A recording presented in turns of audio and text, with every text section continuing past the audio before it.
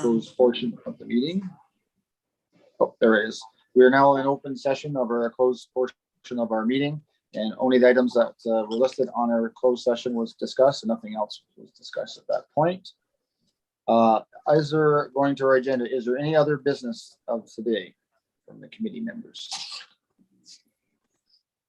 All right, hearing, oh, sorry, go ahead, Councillor Keaveney.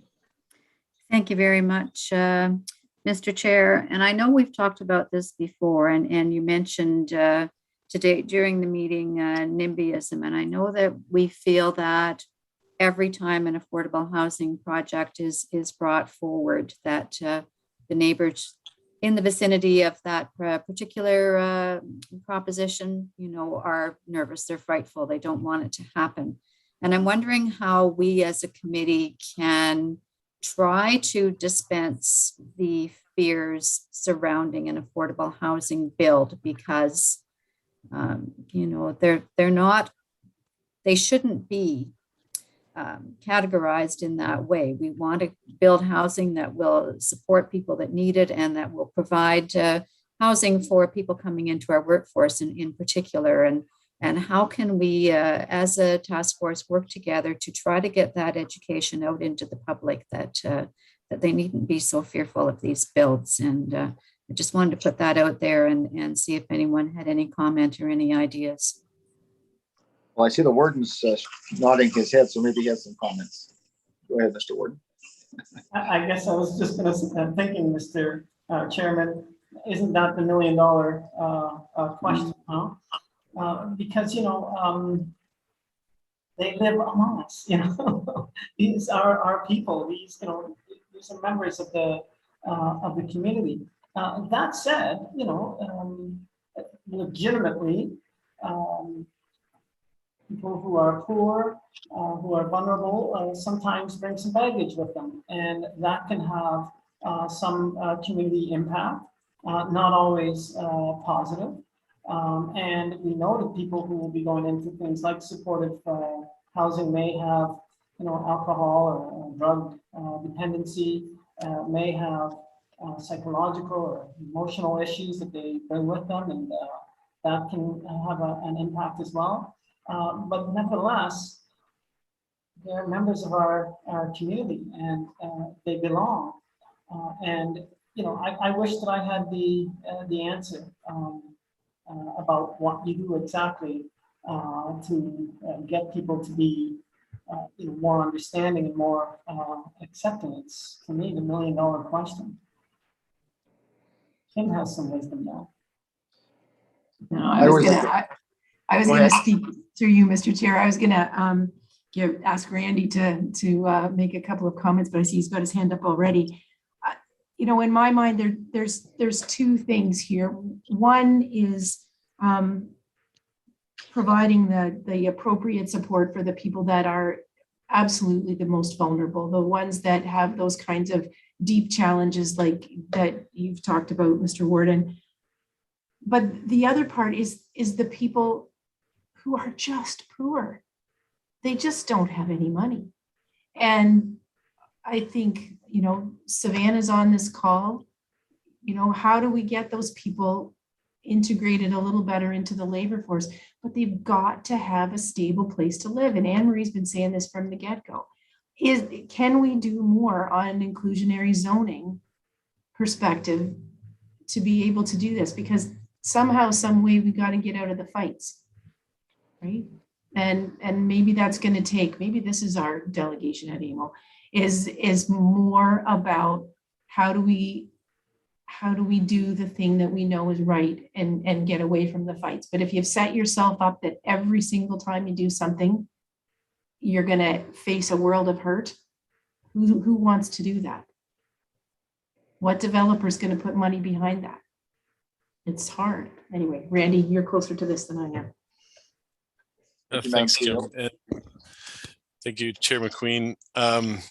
Yeah, there's a couple things. Obviously, doing some further work on just the overall education awareness around the need for this housing. And I know that, you know, we created the Housing for All webpage. We created some videos. Actually, Olivia, who's on this call right now. She helped create some of those videos. So trying to promote those and try to spread the word a little bit. The second part is, I think, where I think Kim was going to in terms of trying to avoid the potential fight, so to speak, is working together with our local municipal partners to look at our planning documents to make sure that we're pre-zoning lands to allow for this to occur, and where we want these to occur. Making sure that they're in proximity to services and other facilities that folks that are going to be residing in this type of housing can easily access, and they're within walking distance. So that's the as part of our housing action plan, the looking at properties that are that the municipality and the county may already own, as well as the province may already own. So we were hoping this meeting to hear back from the grant fund application that we put into CMHC, but for this, we haven't heard back from them, unfortunately. But that project will move that to the next level in terms of being able to identify those properties and pre-zoning those properties. So at the end of the day, the developer is only then dealing with a site plan application, which is not appealable, and or a building permit application. And that's key. That reduces the risk on the developer side to be able to move forward and get shovels in the ground quicker. And then it's more about a conversation and laying out kind of the framework and the groundwork to make these builds happen, because they have to happen. As we've discussed with the task force in the past, they have to happen. It's not a matter of we would like them to happen. We need to make these happen.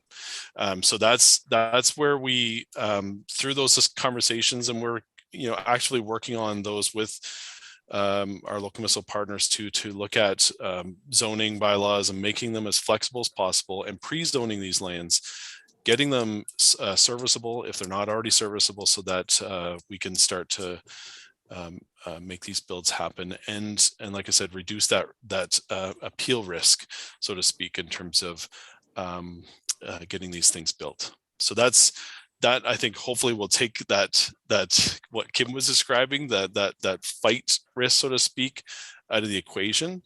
But it's still I think upon us all to just provide some more education awareness about the need for this type of housing, for sure. Okay, thank you for that. Any other comments? I see Anne Marie, Mr. Chair, and Councillor O'Leary. Okay, go ahead, Anne Marie, and then Councillor. And just to build on what Kim and Randy are saying too, I think it's involving people right from the get-go. For instance, I'm really hoping that the Southgate Attainable Affordable Housing Committee will be those community champions that will help spread the right word and the right messaging out into the community about the housing that we're building. So I think that having that community involvement and consultation is really important too. Councillor O'Leary. Thank you, Mr. Chair. Just a comment. I'm probably on the other side of this. I don't think we should spend 2 seconds with anyone that's complaining about places like this going in their backyard. They're just the same people that go on Facebook and they're in safety of their own home. They're hiding behind a keyboard, and like invite them to a council meeting and just ask them to step up to the podium, and you'll never see them again. I just think you're always going to have them. They're always going to be negative. That's who they are. And I don't think you'll ever stop it. The overwhelming number of any population welcomes these. Like, we need them, and everyone understands that. So I just wouldn't pay any attention to it. Thanks. Maybe we need to come up with a new acronym that says it's okay in my backyard. I don't know what that would look like, but anyway, I think there is something out there. I think I have seen something out there, but all right. So Shirley, follow up. You had any follow-up question? You raised the point. I did, and I really appreciate the conversation. Thank you, everyone, for your comments. And I believe what you're referring to is a YIMBY, yes, in my backyard. That's it. There. You need to publish that on Facebook. Definitely. Okay. Well, thank you for that. Any other business? I see the next meeting is to be announced. To be announced whenever that it may come back sooner if we get some Anna Marie does her magic and brings back some interesting good news. Keep the CEO happy. All right. So, Madam Clerk, do we need a motion for adjournment or? Yes, I know- sir. Okay. Mover and everybody- seconder, please. Yes. Yeah, okay. Everybody's different. It seems like some do, some don't. Okay, so can I have a mover and a seconder for adjournment, please? I see Ward- Mr. Warden, second by, who do I have? second? Counselor O'Leary. Counselor O'Leary. Okay, thank you for that. Anybody opposed to adjournment? Nobody's opposed to that, right? All right, that's carried. Everybody have a great day. And stay dry, everyone. Bye for now. Thank you.